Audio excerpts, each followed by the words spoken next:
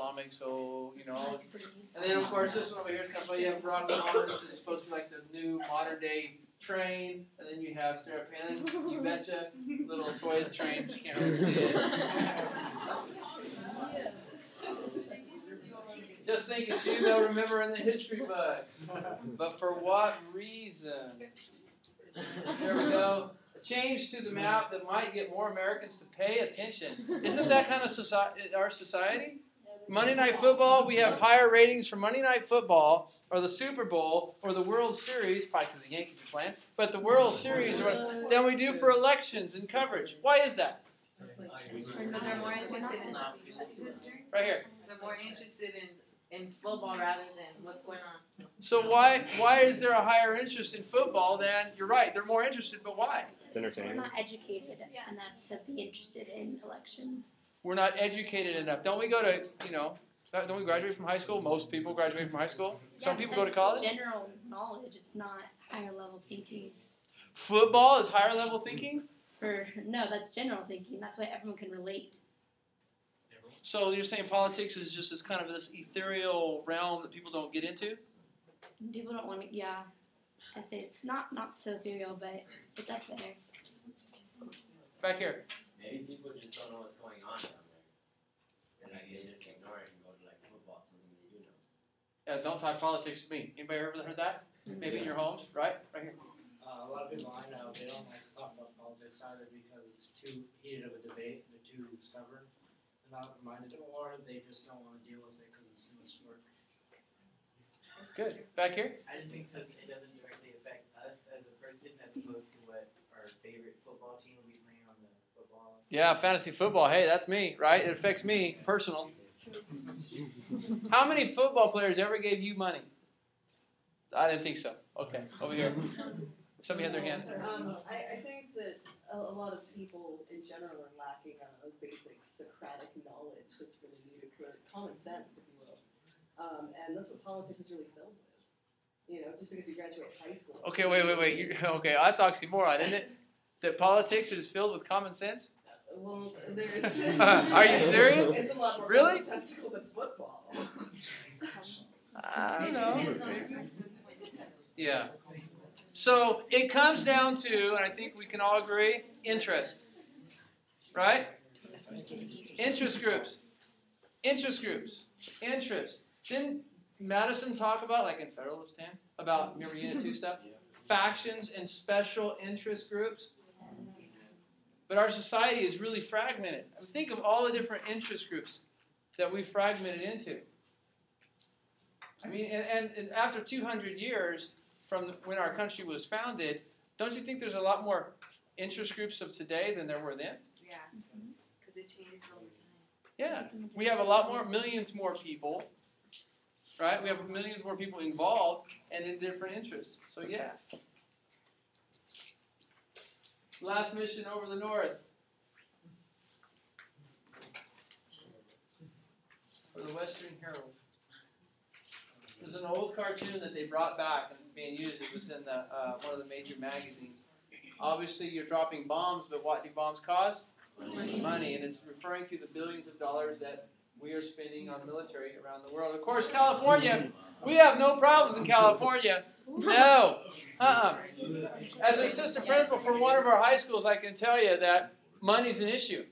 You know, people come to me, and Mr. Holmes, he's from Ridgeview, and Mr. Shannon, and they'll say, we want to take a field trip and go so-and-so. Teach them, we're like, and they'll say, we want to, take a field trip. It's going to cost $350. We'll take school buses, and, we can just pay that for out of the principal's budget. And I look at them and go, because we have no money, right?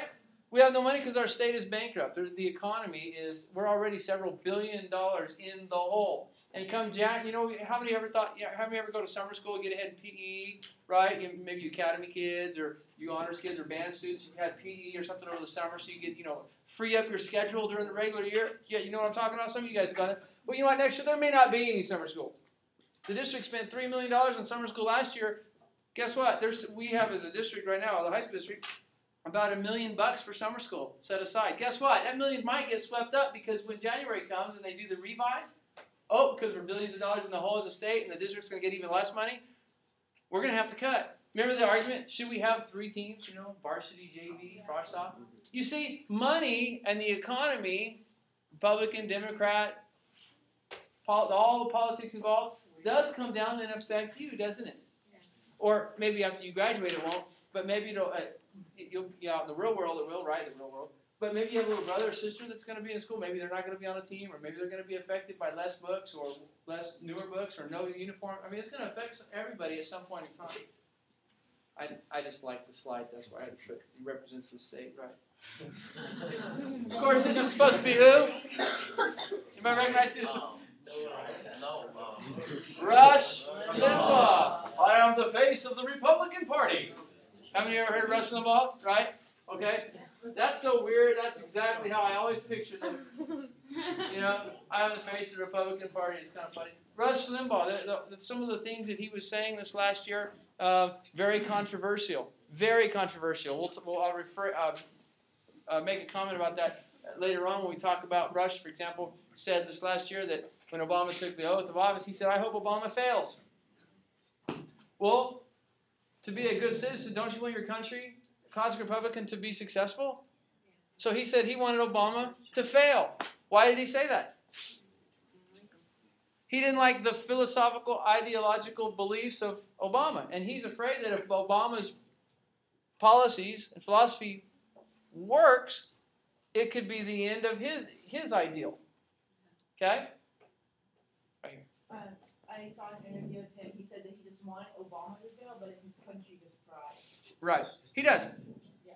But it's in his viewpoint, he wants it to thrive in his way. And I'm not saying he's right or wrong. Of course, he caused all kinds of flack. How dare you say that, you want Obama to fail? And that's exactly what it was. Bless you. Thank you. But there's a controversial on the airways. And now there's legislation that's talking about limiting, you guys should probably know this, look this up, limiting radio time, equal time, fairness. Have you heard of that? One of the arguments is, from the conservative side, I'll flip the coin here, one of the arguments from the conservative side is, well, the newspapers are slanted, are left-wing, right? And they are. You can't deny it, it's true. The media tends to be left-wing. But conservative talk radio is kind of the right-wing outlet, right, to society. And so this fairness would say, well, if you limit on talk radio, how much, if you have a Republican, you have to have a Democrat. Isn't that censorship? I'm just throwing it out there. You guys those are kind of issues that you need to be ready to talk about. Real quick, I'm already $38,375 in debt, and I only own a dollhouse. What are some of the problems that our generation's facing? Right here. I'll be right up front. Probably the number one issue people think about in life. Money. Everybody say money. Money. Everybody say lots of money. Lots of money. Say millions of dollars. Millions of dollars. Say debt. Debt. Yeah, see, did you hear that? Debt. Owe you. I owe you. I owe you. Money. People smile. Yeah. But we have Obama monopoly now, right? This is great. You've got, of course, whoever did this is just, it's amazing. This is good stuff. Okay, think of this. You've got, remember the railroads? Okay, why do you think they put the media where the railroads are? And I'm sorry you can't see that over there, but what? Exposed Obama to millions of Americans. Exactly. He is a great reader of a teleprompter, right? George Bush couldn't read. Right? I told you I'm going to offend everybody. Bush, Obama, don't matter. I like to have fun with it. Barack Obama gets up, and he is smooth as glass. Take away the teleprompter,